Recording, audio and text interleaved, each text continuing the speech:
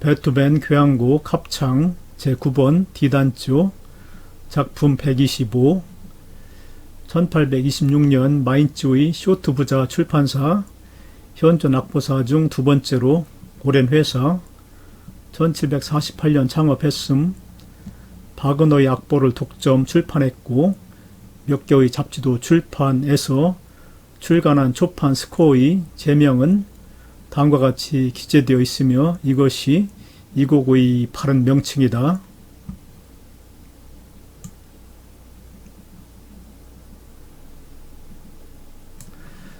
실러작 송가 환희의 부침을 마지막 합창으로 한 대관현악 사성의 독창, 사성의 합창을 위해 작곡되었으며 프로이센 왕 프리드리히 빌헬름 3세 폐하에게 심심한 경의를 가지고 루드비 반 베토벤에 의해서 봉정된 교향곡 작품 125 작곡의 경과 베토벤은 고향인 본에 있을 때부터 이미 실러의 환희의 부침을 작곡하고자 생각했던 것 같다. 1793년 1월 26일에 본의 피쉐니히는 실러 부인에게 편지를 보내어 그는 환희를 각절 빠짐없이 모두 작곡할 것입니다 라고 고해 올렸다. 그러나 이에 앞서 베토벤이 이 시에 대해 흥미를 가졌음은 거의 확실한 것이다. 1798년의 작곡의 스케치북에는 이와 같이 기다란 시의 일부가 선율과 더불어 적혀 있었다. 1812년의 스케치북에는 시의 첫 가사가 선율이 곁들여지지 않은 채 적혀 있으며 그 옆에 작품 115 명명식 서곡에서 사용되었던 주제가 기입되어 있다.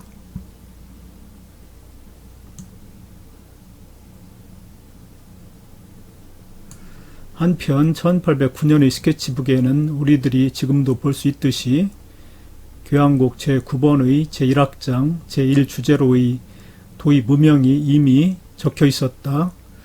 1812년에는 D단조 교향곡이라는 글귀가 스케치북에서 볼 수 있다. 이어서 1815년의 노트엔 제2악장의 스케르초의 주제가 적혀 있다. 그러나 1809년의 스케치된 음영과 이것이 D단조 교향곡을 위한 것이었는지 아닌지는 확실치 않다. 그러나 1817년의 노트엔 현재의 스케르초의 주제와 음은 다르나 동기를 같이 하는 악보가 나타나고 이것에 이어서 제2악장의 일부를 이루는 악상이 적혀 있다. 제3, 제4의 두 악장에 대해서는 아무것도 적혀 있지 않다.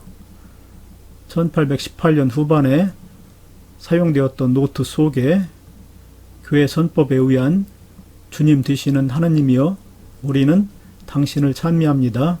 할렐루야의 글귀로 된 합창을 교향곡 속에 집어넣으려는 구상이 문자로 적혀 있다. 또 제3악장에는 그리스 신화에 나오는 가사를 넣을 계획으로 있었던 것 같다. 다시 1822년 여름 아니면 가을에 사용했던 노트에는 환희의 첫가락이 곳곳에서 발견되며 합창의 코랄과 닮은 가락도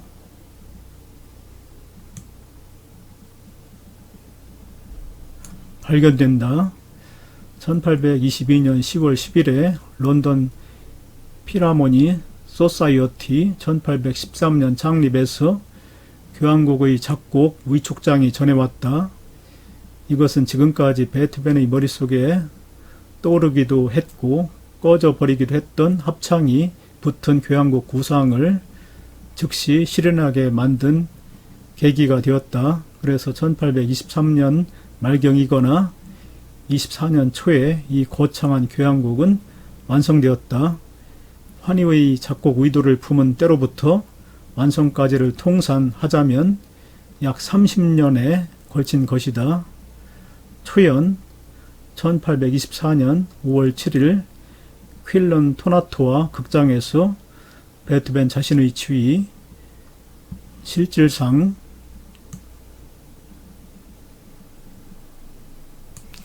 실절상의 지휘는 음라우프, 악장은 슈판지휘로 연주되었다. 기본 자료의 소재, 사필 악보는 제8교향곡의 그것과 같은 장소에 있다. 연주시간 1시간 11분, 악기 편성, 플루트 둘, 오보 둘, 클라리넷 둘, 파고 둘, 제4악장엔 콘트라 파고 추가, 혼 넷, 트럼펫 둘, 제2, 제4악장엔 트럼본 셋이 추가, 팀파니, 제4악장엔 트라이앵글, 심벌즈 큰북 등 추가, 현 5부, 제4악장엔 소프라노, 알토, 테너, 바리톤 각 독창부, 혼성 4부 합창, 제1악장 알레그로 마논트로포.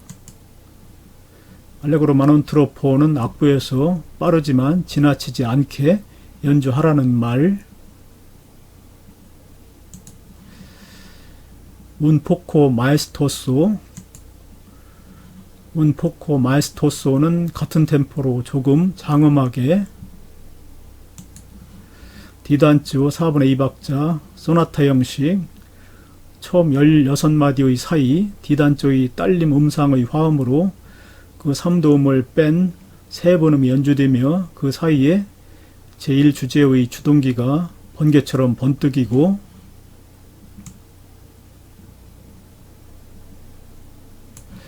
뒤로 갈수록 그것이 심하게 되면 크레센도에서 제1주제 또는 제1동기군 등으로 고조된다.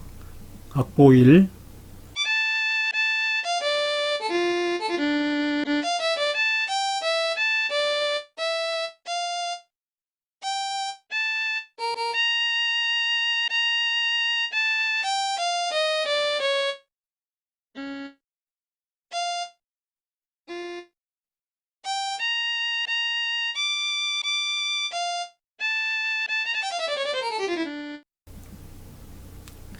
이처럼 거대하고 다이나믹하게 곡절이 많은 주제구는 적어도 이 곡이 작곡되어지기 전까지에는 어떤 사람에 의해서도 작곡되지 못했다.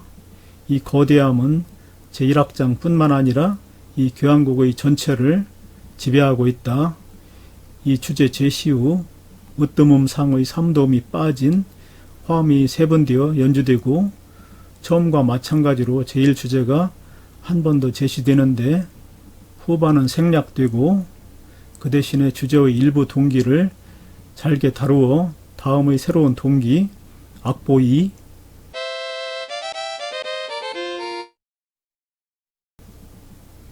악보 2를 도입한 뒤에 제2주제로 이어진다. 제2주제는 D장조로 예상되는데도 불구하고 B프렛 장조로 나타난다. 악보 3.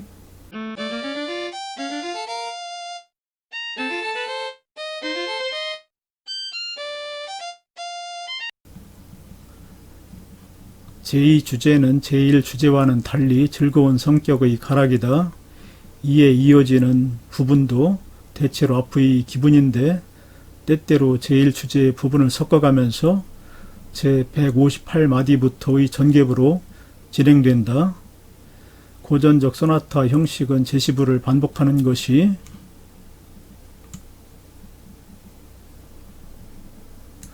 원칙인데 이 곡에서는 반복하지 않게 되어 있다. 이유는 이 악장이 너무 길게 되는 것을 피할 의도도 되고, 또 주제가 참호 성격적이기 때문에 반복할 필요를 느끼지 않은 때문으로 생각된다. 전개부는 첫머리와 같지만은 제1주제는 그대로 나타나지 않고 또 제2주제도 섞여 있다. 재연부는 301마디부터 시작되는데 주제의 형태, 그 연결 방법은 처음의 제시부와는 비교적 변해 있다. 이 부분에서 제2주제는 원칙대로 D장조로 적혀 있다. 코다도 이 악장 전체의 길이에 비례해서 장대하다. 제2악장 몰토 비바체 D단조의 스케르초 4분의 3박자 고전적 교향곡에 있어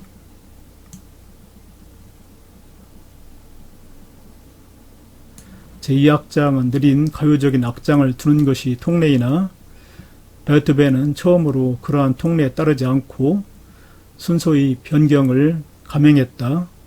단 이것은 교향곡에 대해서만 말할 수 있는 것으로 작품 59일인 현악 4중주곡 F장조에 있어서는 이미 이러한 변경을 시도하고 있다. 또 모차르트나 하이든에 있어서도 약간의 이해는 있다. 이 교향곡에서 왜 악장의 순서를 변경했는가에 대해서 많은 설명이 가해지고 있으나 베토벤 자신은 아무 이유도 말하지 않았다. 추측하건대 제1악장에서 고조된 비장감의 아이러니컬한 해결 또는 약간의 오해가 끼어들까 하는 것을 꺼리지 않고 말한다면 일종의 자조는 아닐지, 이것이 낭만주의자였던 만년의 베토벤 심중이 아니었을까. 이 악장의 현저한 특색은 속도가 극히 빠르다는 것과 팀파니가 5도가 아니고 F음의 옥타브로 조율되어 있다는 점 등이다. 이것은 스케르초 머리 부분의 푸가의 첫 음의 움직임을 모방하기 위해서이다. 푸가의 악보는 다음의 것인데 악보 4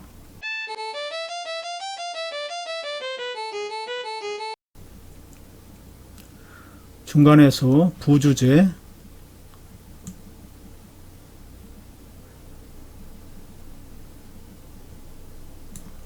부주제가 대조를 위해 사용된다. 악보 5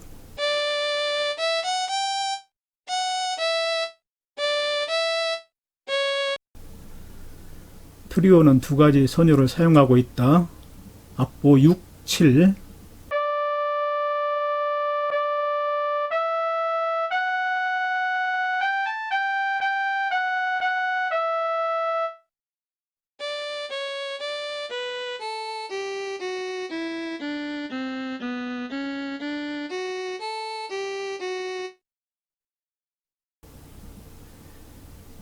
이 악장은 이 교향곡 중 가장 뛰어난 악장이며 베토벤 이외의 어떤 사람도 감히 창작할 수 없는 것으로 생각된다.